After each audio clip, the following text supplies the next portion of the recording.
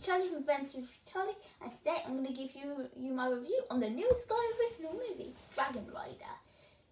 The Iron Dragon is a dragon who lives in the valley far away from humans who have kept attacking them for centuries. However, when he hears about a safe place for dragons called the Rim of Heaven, he sets off with his friend Auril to find it. However, he meets a dragon rider called Ben, and who is known to lead them to where the Rim of Heaven is. However, an evil metal dragon known as Nettlebrand and is after them and wants to destroy Fire Drake since he's a silver dragon. So there isn't really much I've heard about this movie.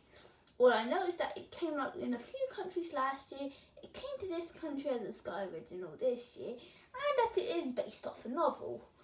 And that's all I know. Oh. And it does kind of look decent. Maybe at first I maybe this might look like a How to Train Your Dragon ripoff, but at least I'll probably get some entertainment out of it. And what a great film to start off 2021. I don't know how many people will like this, but for me, this is a really good movie. So let's start with the characters. So they don't really give us many characters to focus on, but the ones they do have us focus on are really interesting. First, there's Fire Drake, a young silver dragon who wants more than just his valley. So when he hears of the Rim of Heaven, he would do anything to get to it. As the film would go on, his quest as to get to the Rim of Heaven, that may not seem as possible as it seems, but you can feel the struggles of what he's going through. Next, there's the Dragon Rider himself, Ben, and who's known as a young thief, Eve, but when they first meet, Fire Drake assumes Ben and to be the Dragon Rider. And as the film would progress, he would learn a lot more about important life lessons, and would form a friendship between him and Fire Drake. There's also Sorrel, who's like a forest creature kind of thing. I don't know. No, if you know what type of creature she is, let me know in the comment section below. And she is a knight who's sarcastic, and doesn't really think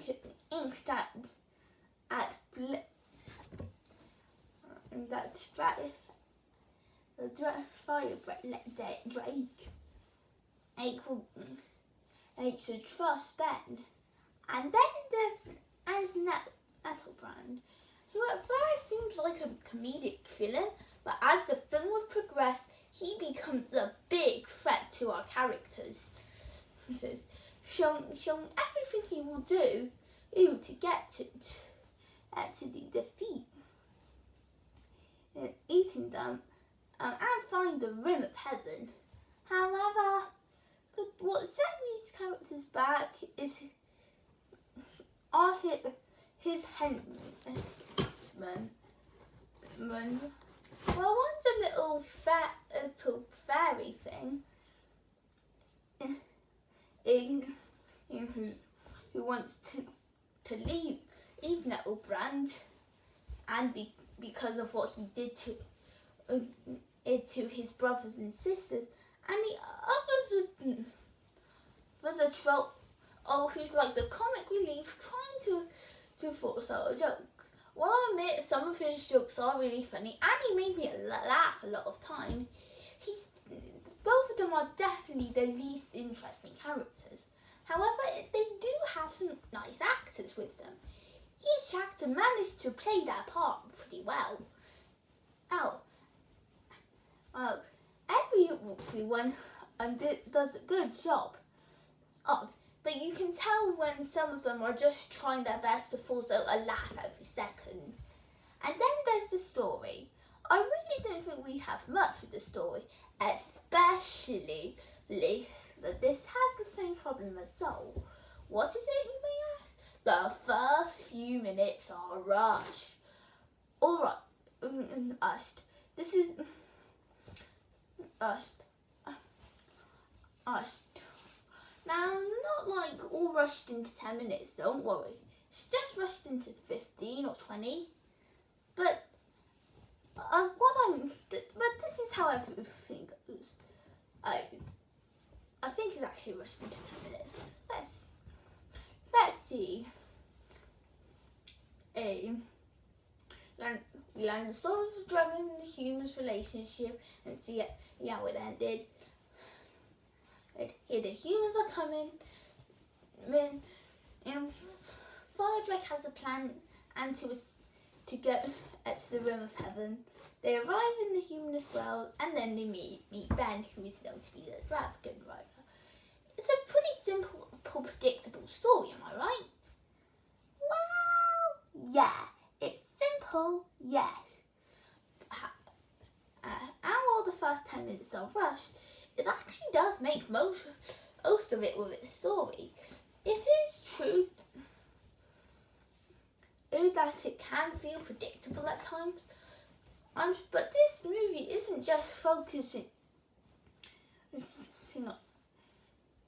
on the quest itself. It's focusing on the world building, which I'll come to in a bit.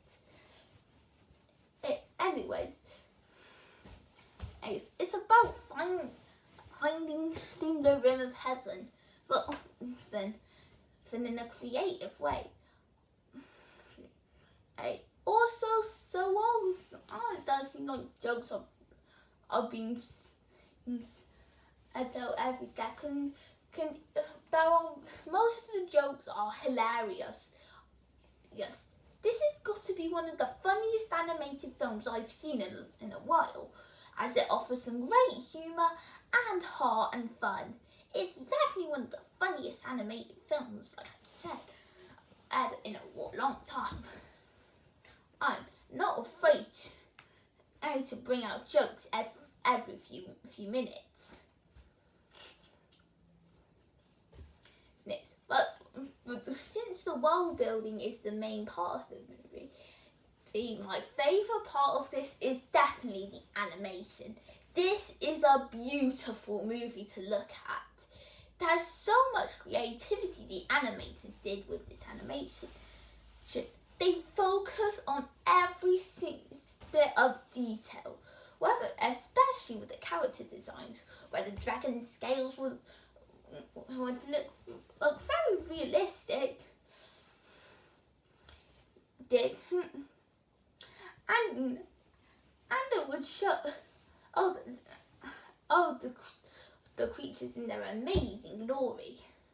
On top of that, the character animation is beautiful, from where Fire Drake flies into the sky, to when he shoots out fire, to even crawling around the place at the beginning. But the best bit of the animation are the backgrounds. Some look so lifelike, while others look beautiful. All like some of the best animations in the media can offer. I know it's weird seeing that from a movie, from a Sky original movie, but it is. But that's what I think of how great the animation is. So overall, it kind of does seem like How to Train Your Dragon ripoff, but it's but it's actually a good How to Train Your Dragon ripoff. Dragon Rider is a fun and entertaining animated feature where it has its flaws. Was like a rush beginning, and sidekick characters that can at frustrating fast. But this movie does do a lot to make up for all the flaws. Also, it offers some amazing animation. The story itself is really nice, and the other characters are really enjoyable. Well, if you're a fan of fantasy animated films, you're probably going to get a kick out of this film. It's definitely a fun one for kids as well. Also, this is the kind of film I think of when the fantasy is brought up, because it is one of the best fantasy movies in a long time. For something not big, it's a very good one to start off the films of 2021, and I can't wait to see what we've got for the rest of the year, especially with films that earn an 8 out of 10. So I hope you guys enjoyed this video. Don't forget to comment, like and subscribe, and I'll see you next time. Bye! And here's to the rest of the movies of what's hoping to be a good year for films.